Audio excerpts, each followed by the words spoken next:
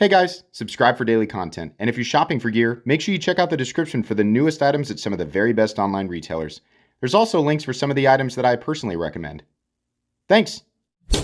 What's going on, YouTube? Metal Complex here, and today we have another short little unboxing video to show you guys. Today we have something large. Obviously, we have a large box here from Katsu. I'll link this in the description so that you guys can go check it out. It is available, or it should be by the time you're watching. It really does help my channel when you use those links before you buy something, but of course, that's entirely up to you. Thanks to Katsu for sending this in and for directing my attention to it. I think they know that I like to look at crazy things. Now, this is a big knife, but that's not the reason I wanted to look at it. I love to review your straightforward, practical, just kind of base level EDC knives. I mean, there's definitely a good reason to look at stuff like that and promote that type of stuff. I also like to look at ridiculous things from the perspective of somebody who knows that they are ridiculous and oftentimes highly impractical, but they're just fun.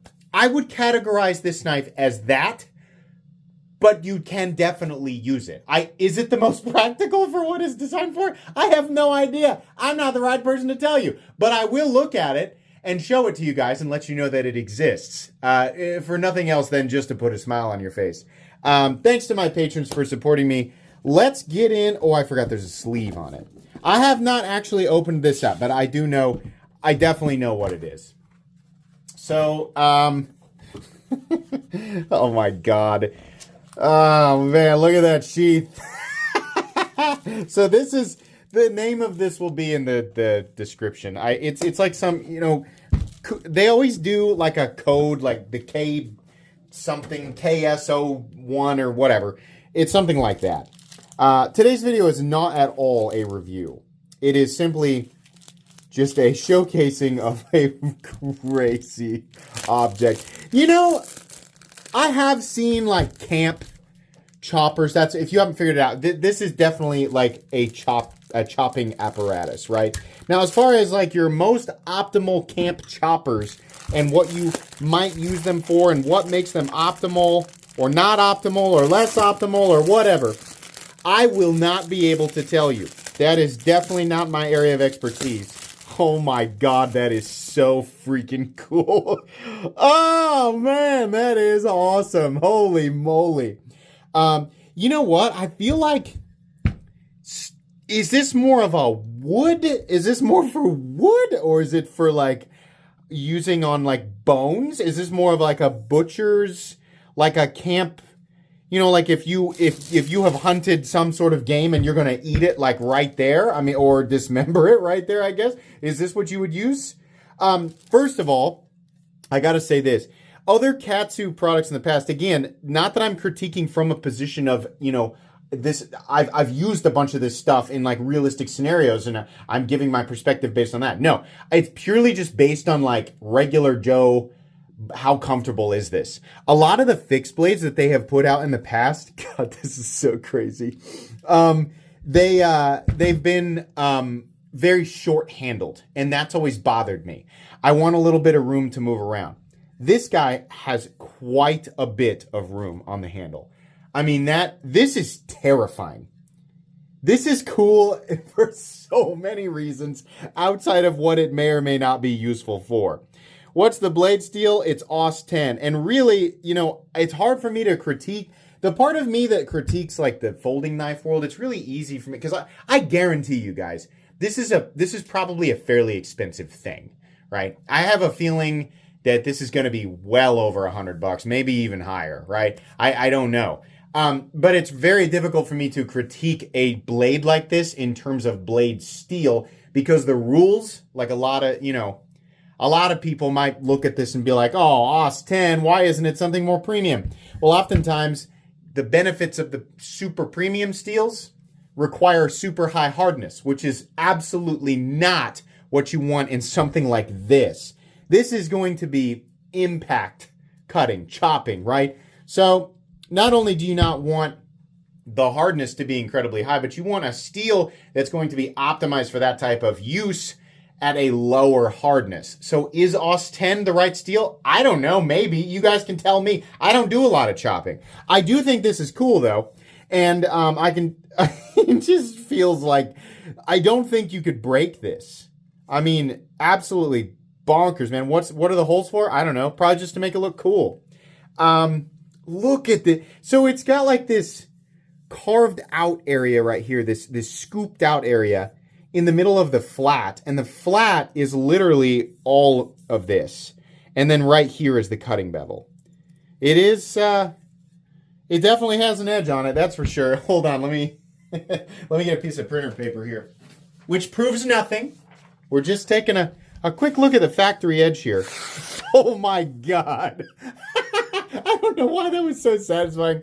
It's such a big, ridiculous chopping thing, man. Oh my gosh. I love looking at stuff like this. When, you know, if you've ever wondered, because I always say things like, fixed blades, I'm not really interested, but if it's something weird, you know, or something special, and I'll take a look.